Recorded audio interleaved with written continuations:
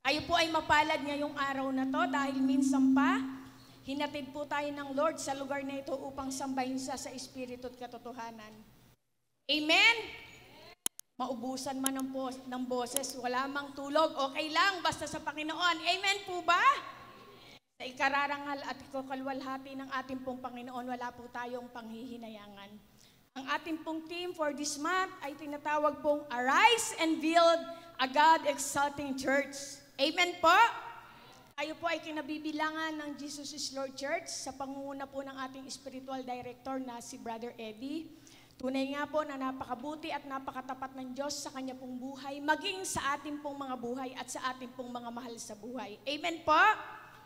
Ang Diyos ay matapat. Amen? Amen. So sabi niya po rito, sa ating pong pag-aaralan, pinamagatan ko pong Exalting God in Action. Hindi slow motion. Action. Pag sinabing action, talagang maliksi, may buhay, may lakas. Ano pa po yung naiisip po natin? So, mamaya po, gaganapin po ng ating pong Panginoon yan. Ang tema po natin ay nasa John 3:30. So, sabi po dito, He must become greater.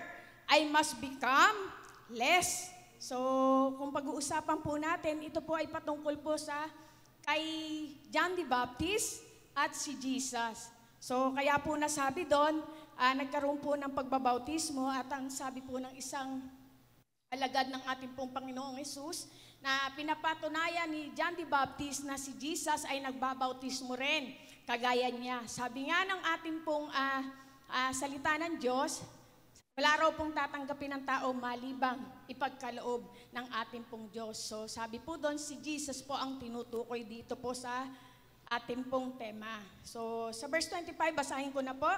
An argument developed between some of John's disciples and a certain Jews over the matters of ceremonial washing.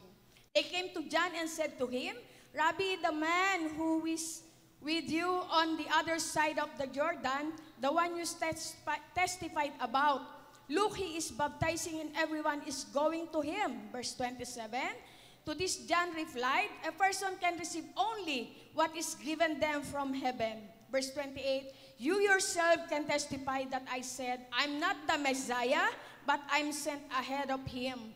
Verse 29, the bride belongs to the bridegroom. The friend who attends the bridegroom waits and listens for him, and is full of joy when he hears the bridegroom voice. The joy is mine, and it's now complete. He must become greater, I must become less. So sabihin po natin, I must become less. Natatandaan niyo po yung ating pong pinag-usapan kanina, no? So ang tema po natin ay Exalting God in Action. Pag po sinabing we become less, talagang ang Diyos po ang ating pong itinataas sa ating pong mga buhay. As introduction po, sabi nga po doon sa ating pong napag-usapan kanina, si John the Baptist po ang tinutukoy dito. He must become greater, I must become less. Dapat siyang maitaas sa ating pong mga buhay at tayo naman po ay maibaba. John's willingness to decrease in importance show unusual humility. Sabi niya, pambihirang kapakumbabaan sa mga anak ng Diyos. Dapat po meron tayo po nito. Amen po ba? Nung hindi pa po tayo nakakakilala, siguro matapang tayo o matalas, mataray, subalit kapag po tayo ay nakakilala sa Panginoon, limot-limot na yon. Amen pa? So, pastor and others Christian leaders can be tempted to focus more on the success on their ministries than Christ. Beware of those who put more emphasis on their own achievement than on God's kingdom. So, sabi po doon, less yung ating pong mga sarili sa ating pong mga buhay dahil tayo po ay merong Diyos na dapat maitataas sa ating pong mga sarili, maging sa ating pong mga ginagawa. Sa introduction po, exalt God is a simple statement but one with profound meaning. When we exalt God, we are declaring His supremacy over all else and acknowledging that He is the one true God and worthy of our praise and worship. So sabi doon, makapangyarihan ng Lord. Nag-iisa lamang siya na dapat at totoo at tunay na dapat nating sinasamba, pinasasalamatan at pinararangalan. Totoo po ba? Dapat po totoo sa ating pong mga buhay yan. So, what does it mean to exalt God? Exalt God means to rise, to elevate by praise, glorify, or magnify. When we exalt God, we're putting Him first.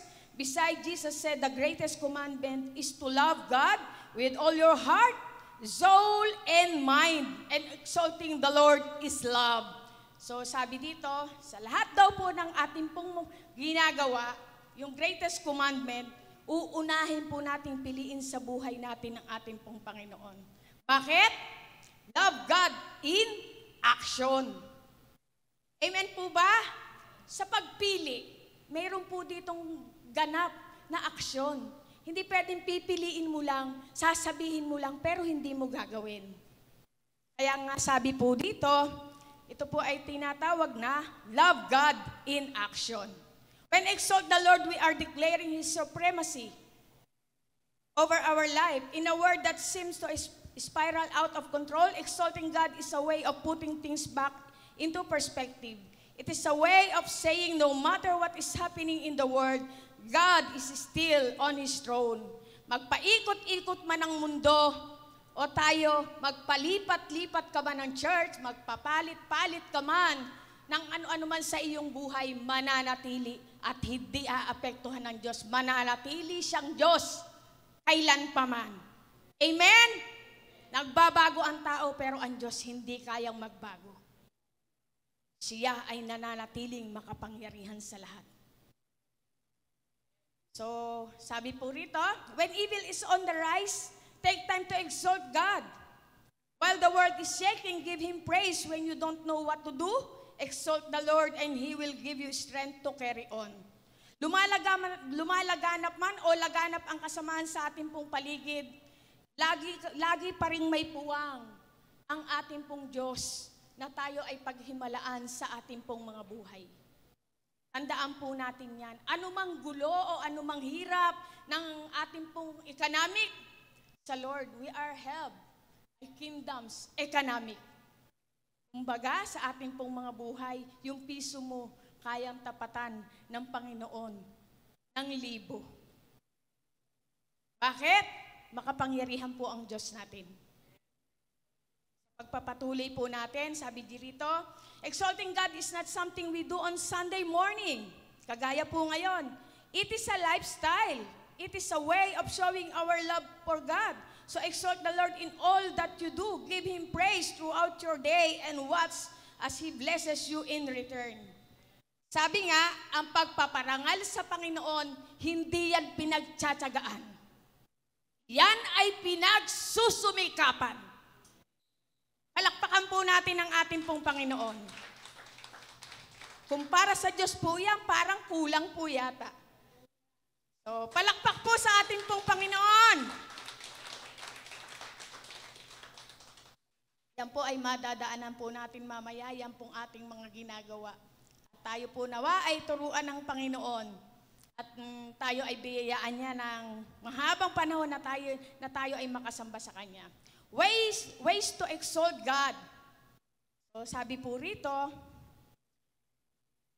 yung po nandyan, way to exalt God with worship, exalt God with prayers, exalt God for your victory, exalt the Lord by working on your destiny, exalt the Word. So, punta po tayo sa number 1, exalt God with worship. So, exalt the Lord our God in worship at His holy hill, for the Lord our God is holy. Nandiyan po yan sa ating pong slide, Psalms 99 verse 9.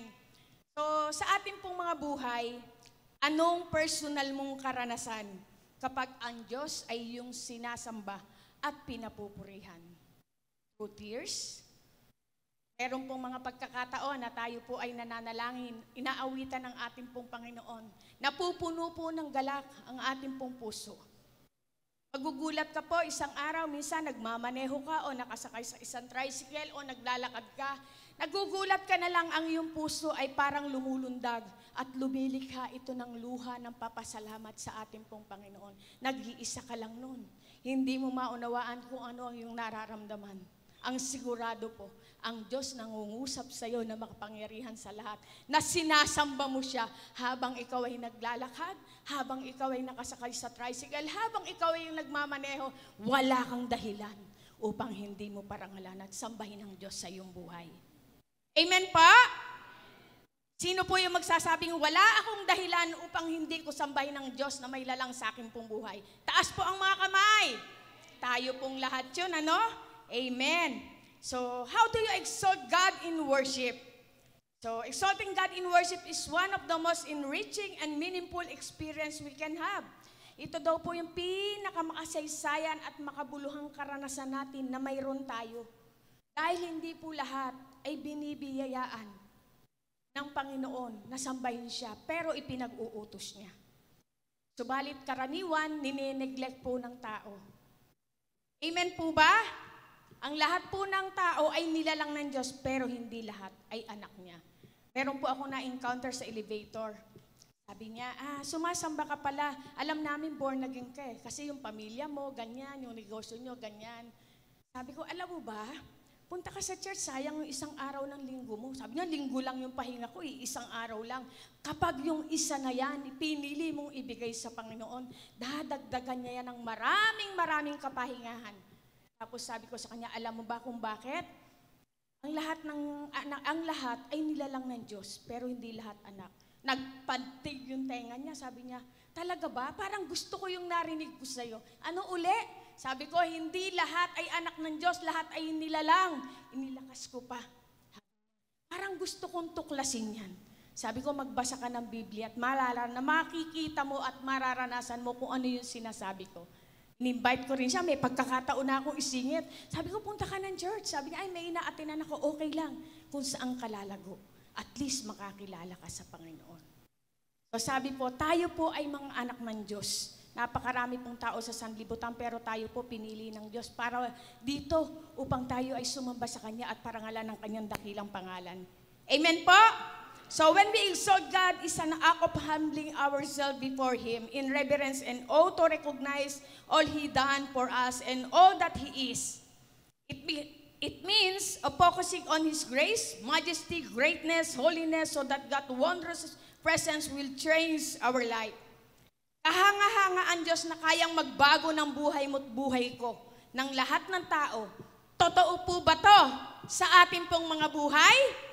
Kahanga-hanga po talaga ang Diyos. Siya lang talaga ang pwedeng magbago sa atin. Wala nang iba pa. Siya lang talaga dahil siya lang ang nag-iisang Diyos na totoo at makapangyarihan sa lahat. Amen? So, ways to worship. Ito po yung sinasabing sing. Yung po kaninang ginawa po natin, umawit po tayo sa Panginoon. The Bible open to speak about worshiping God with a loud voice, crying out with joy, thanksgiving, or adoration. Let everything that has breath,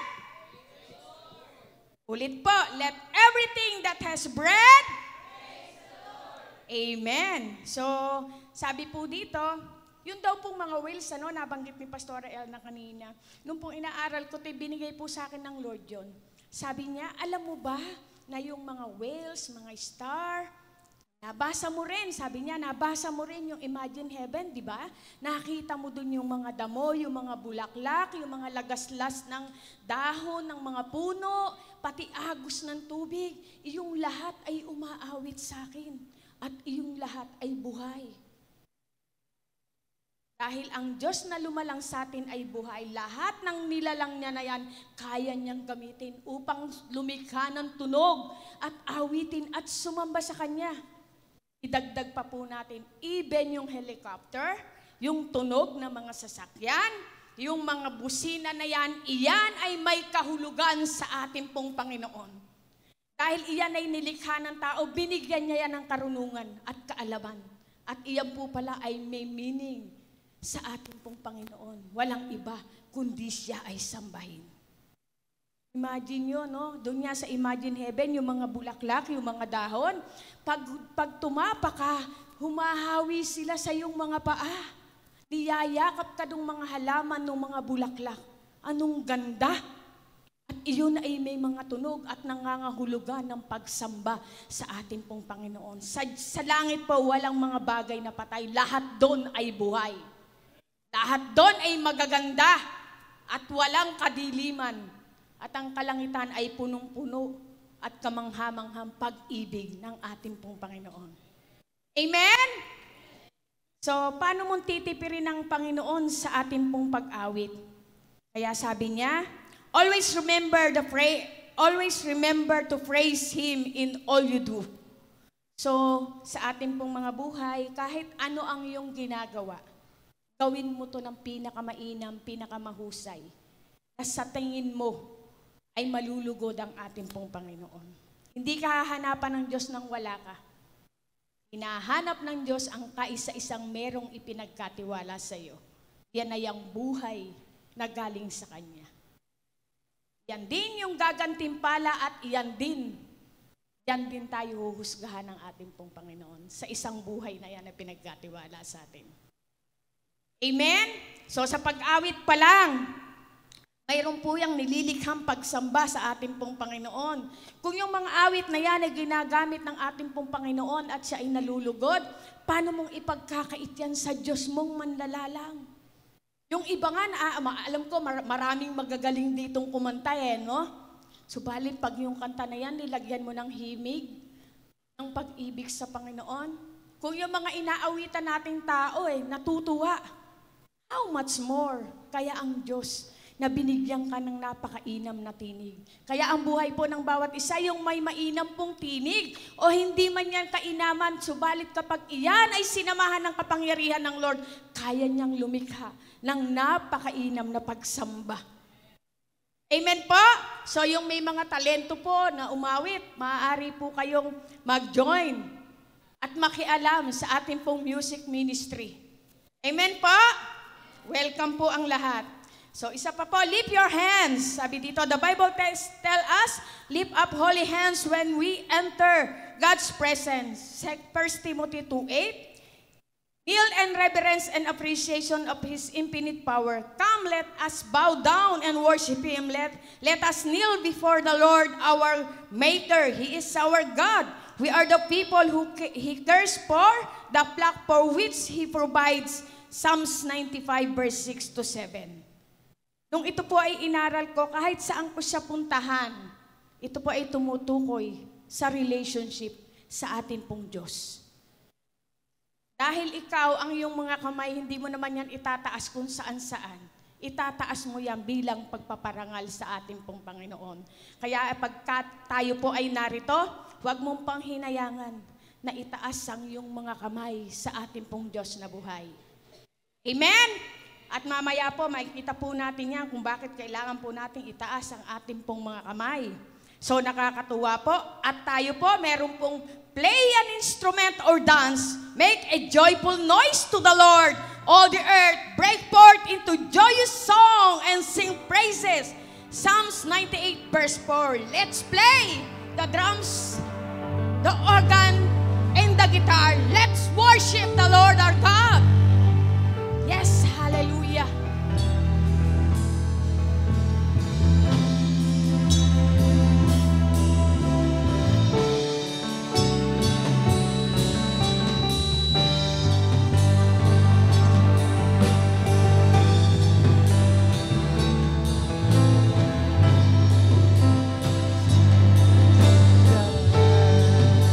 Sing me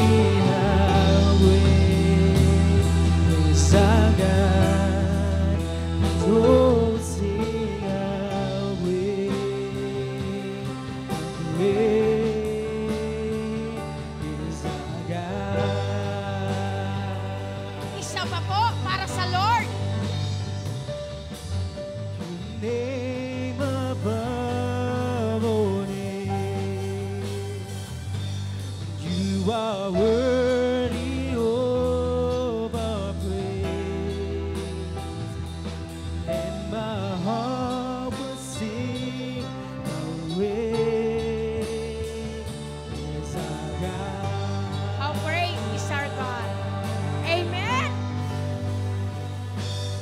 the Lord. So napakasarap po kapag tumugtog ang organ, ang guitar, ang drums para sa Lord, naaantig ang puso ng ating pong Panginoon.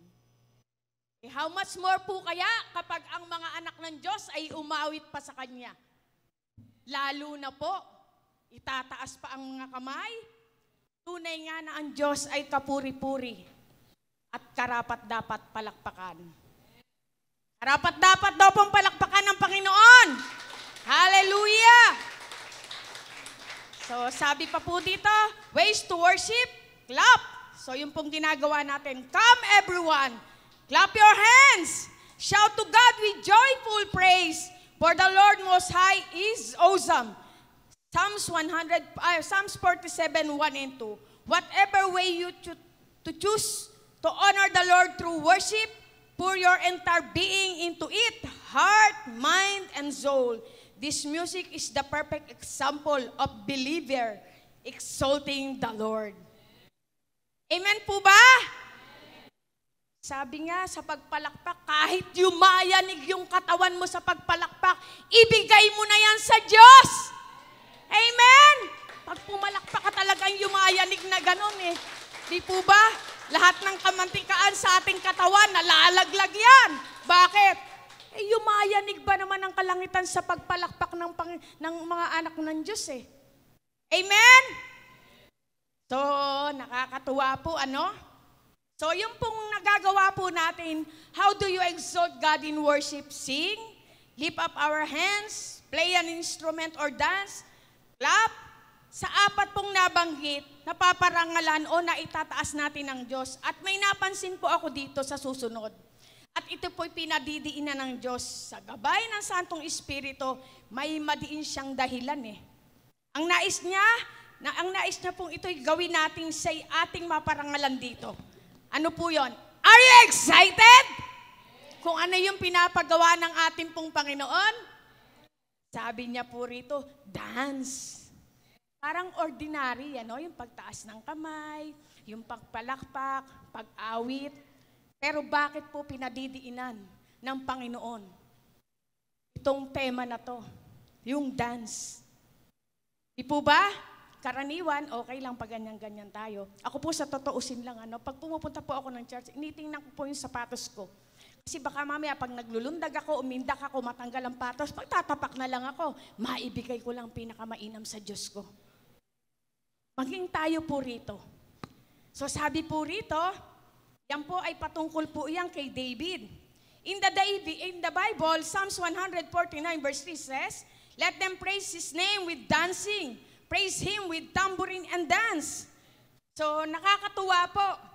Si David po, ang istorya po niyan, siya po ay naghandog sa Panginoon. Purihin sa pagsasayaw, purihin ang kanyang ngalan, dapat tambol ay tugtugin at siya'y papurihan. Although the Bible invite us to praise God, we often aren't sure how to go about it.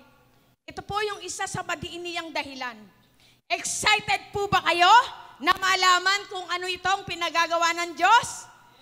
Gusto pong marinig ang malakas nating amen ng ating pong Panginoon.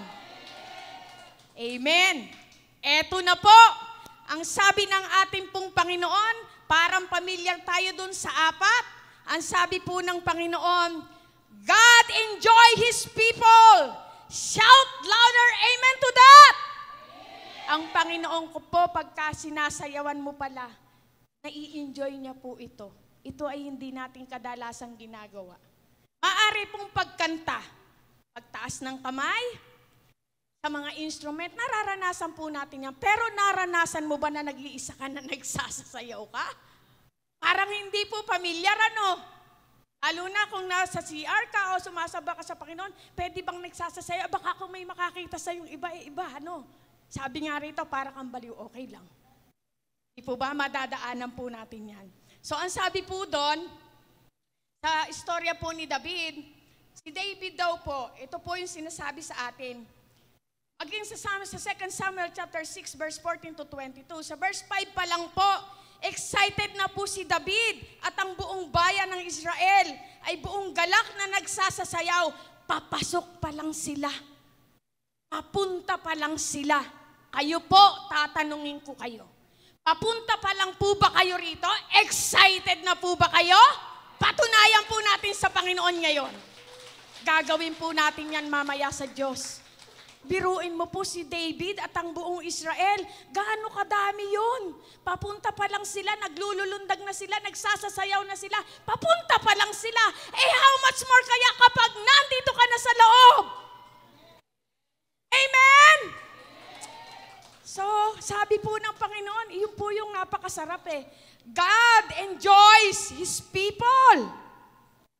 Kaya sabi po doon, tayo po dapat na magalak at nagagalak na sumasayaw sa atin pong Panginoon. Sabi kanina, God enjoys His people. We are people, God here. Amen? So sa verse 14 pa lang po, sinuot na ni David yung isang linong ephod, nagsasayaw siya sa harapan ni Yahweh. David wore a linen ephod.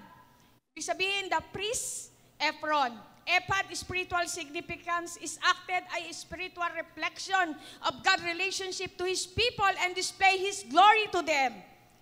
Sa verse 15 to 16, habang lumalakad at papasok sa lungsod, sila'y nagsisigawan sa tuwa, hinihipa ng trompeta, naglululundag, nagsasasayaw. Tayo po kanina, habang papunta po tayo rito, sabi po natin, excited po tayo, nagagalak po tayo. Dahil tayo ay pinaunlakan ng Diyos na makapangyarihan, na lumalang sa atin at siya'y maparangalan sa ating pong pagsasayaw at paglulundagan. Kundi po ito natin nagawa kanina, may chance sa kapamamayang gawin. Yun yung masarap no? Di mo nagawa kanina, na-late ka, o hindi mo na i-express sa Panginoon ang iyong pag-ibig, di mo nabigyan ng aksyon, may chance sa kapamamaya na gagawin sa ating pong Panginoon. Amen? Praise the Lord. So, napakasarap po pala na sinasabi ng Panginoon, na i-enjoy niya po yun. Kaya po nagtataka ako yung apat na yun, hindi niya diniinan. Bakit ito diniinan niya? Malamang, nakikita ng Diyos na ito hindi natin kalimitang ginagawa sa Kanya. At sabi nga niya, hindi mo man nagawa sa mahabang panahon, may chance ka at pagkakataon ngayon na simula sa araw na to, magagawa mo yan sa ating pong Panginoon. Amen? Kaya huwag mo nang panghinayangan, maya-maya lang, magagawa rin natin yan. Amen? So praise the Lord, ano? So ito po yung mga dahilan sa ating pong mga buhay. Sabi nga ni David, kahit parang baliw na nagsasayaw si David, ginawa niya iyon upang parangalan ng Diyos. Ikaw at ako, may mariin tayong dahilan para maitaas ang Diyos sa ating pong buhay. Bakit? Pinili tayo ng Panginoon upang siya'y papurihan, dakilain, parangalan. Bakit uli? Dahil dati ang ating pong buhay mangmang, kapos sa kaalaman, walang direksyon ng buhay. Ngayon, nandito tayo, pinili ka ikaw at ako upang handugan ng Diyos na buhay ng pinakamainam, pinakamahusay, nagmumula sa ating pong mga buhay na Kanyang bigay. Amen? So, praise the Lord, ano? So, nakakatuwa po. So, yung dance daw po, hindi po daw natin ginagawa. So, ang sumunod po rito, number 2 na po tayo, exalt God with prayers. So sabi dito, remember God loves our prayer. The enemy despises our prayer, so it's only natural that may non-believers ridicule the notion of sending your thoughts and prayer. Sabi nga sa James chapter 4 verse 7, resist the devil and the devil will flee from you. At mas malaki ang Diyos mo kaysa sa Diyos ng sanlibutan. 1 John 4:4. Amen po ba? Ang Lord po kayang i-conquer ang lahat ng gawa ng kaaway.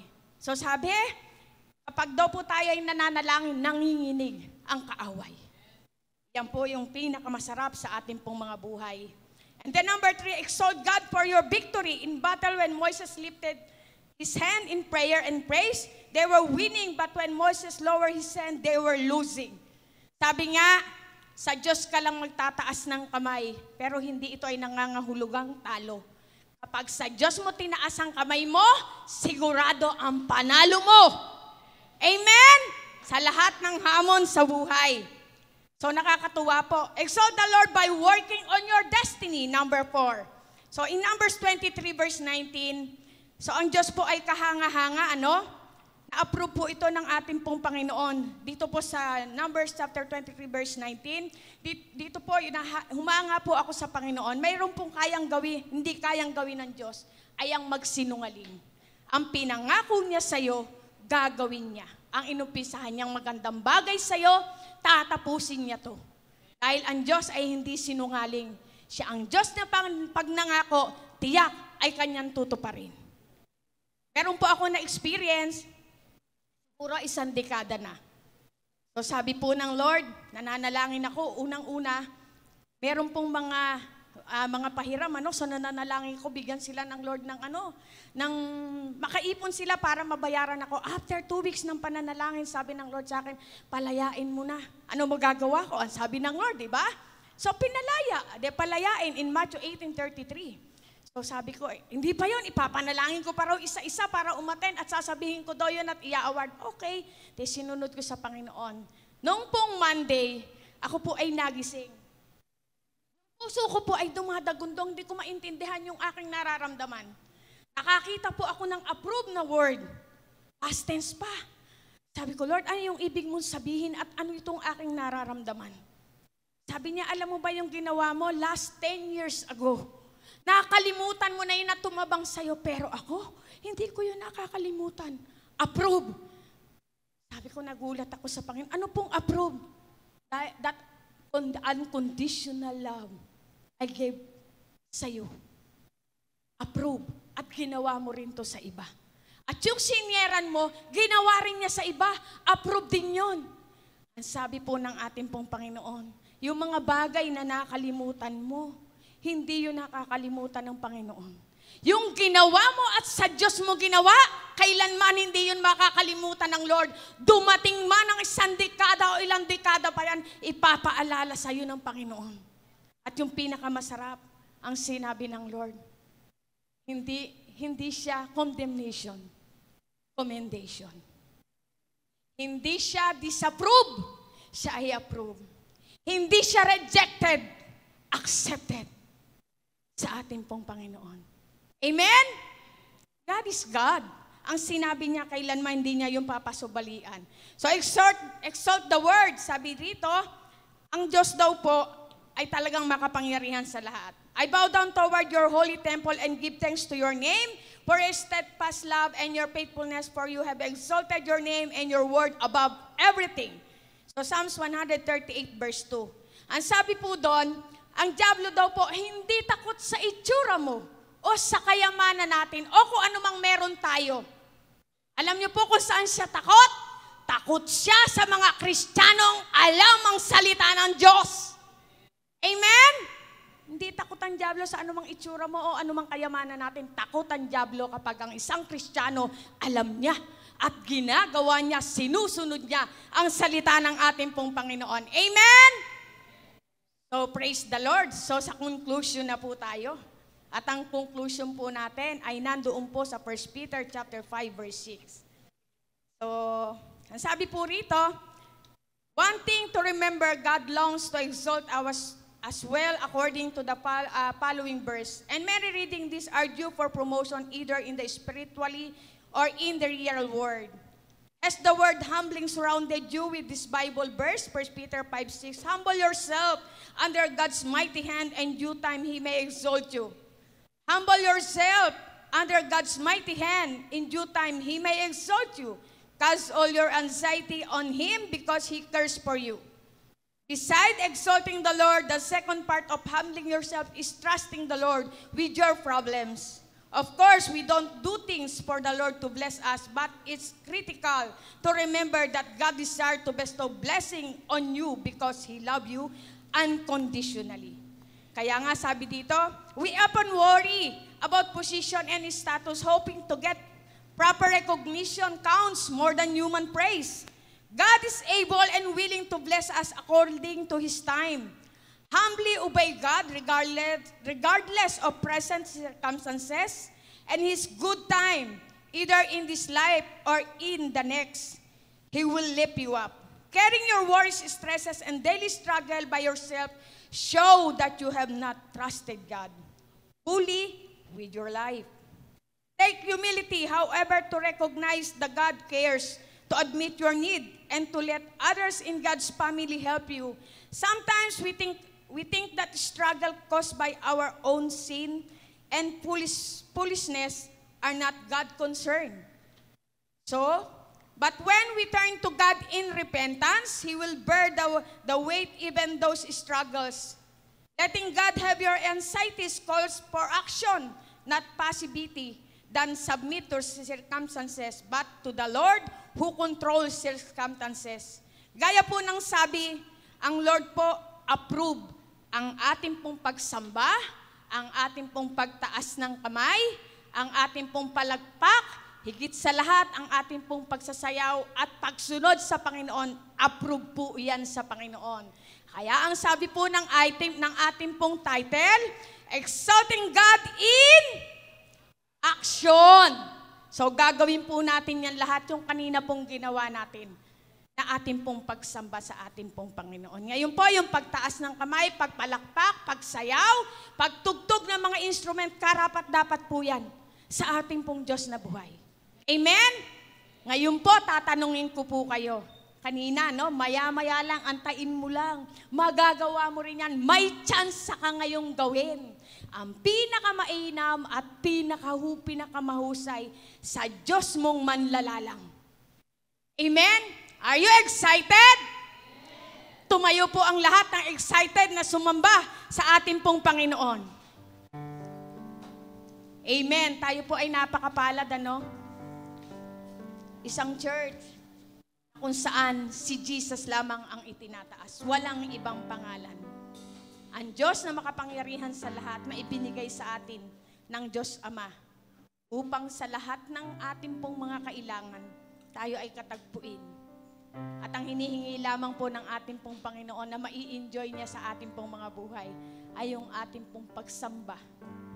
Na siya'y kilalanin, itaas, itanghal, habang ang iyong sarili, kapag itinataas mo ang iyong kamay sa Panginoon, isinusuko mo ang iyong pong buhay sa Kanya pong harapan. Habang ipinapalakpak mo ang iyong mga kamay, nauubos man ang lakas niyan. Sabi nga, kahit magparambaliw ka sa kasasayaw, di bali na, maibigay mo lang sa Diyos ang pinakamainam. Tayo po ay umawit sa ating pong Panginoon. Pagkakataon na po natin to upang awitan ang ating pong Diyos. Wala po tayong dahilan. The splendor of a king, clothed in majesty, let all the earth rejoice. Malaya po natin itaas ang ating pong mga kamay sa Diyos. He wraps himself in light, and darkness tries to hide, and trembles at his voice, and trembles at his voice. How great is our God? Sing with me, how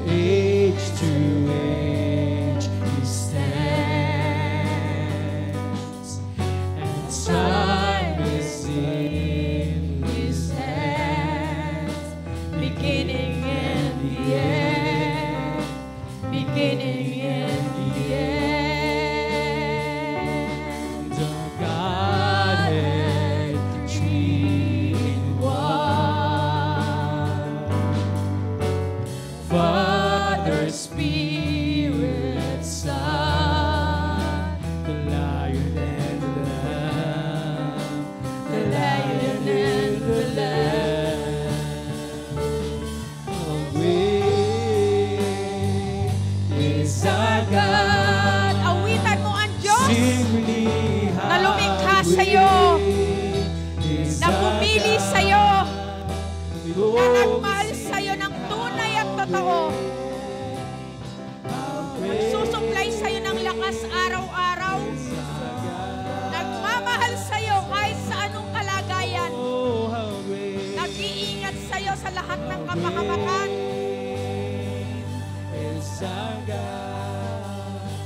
Sing with me, how great is our God. Go and see how great is our God. Name above all names, name above all names. You are worthy of our praise, and my heart will sing how great is our God. Oh, how great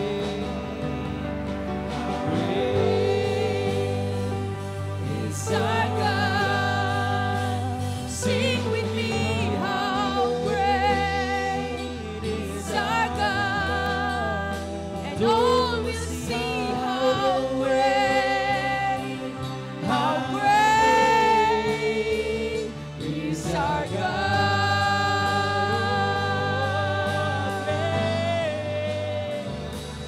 How great is our God.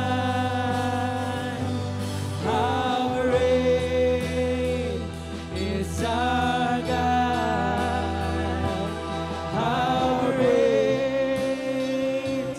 How great is our God.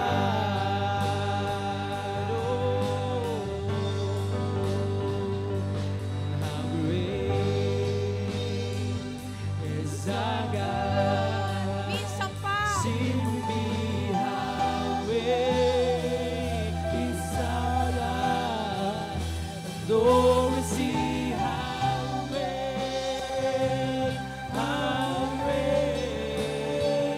is our God.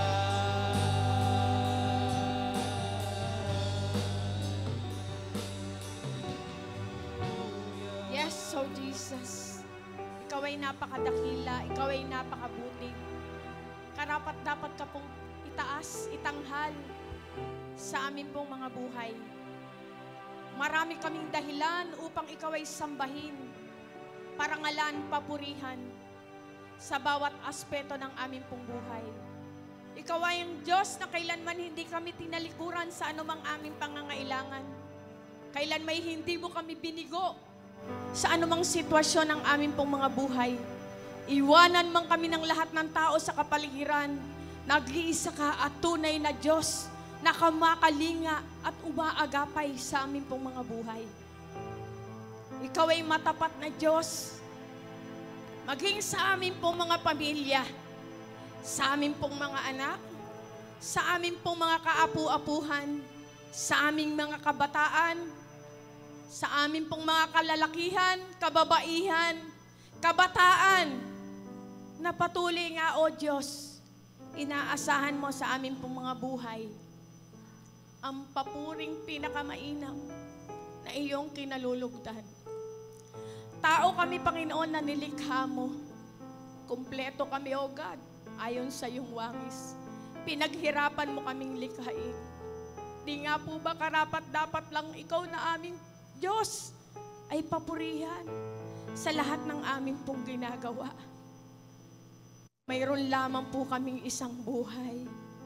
At ang dalangin po namin, ang kaisa-isang buhay na to, ay hayaan mong maipaglingkod namin sa iyo at maibigay ang pinakamainam na pagpaparangal sa iyong dakilang pangalan.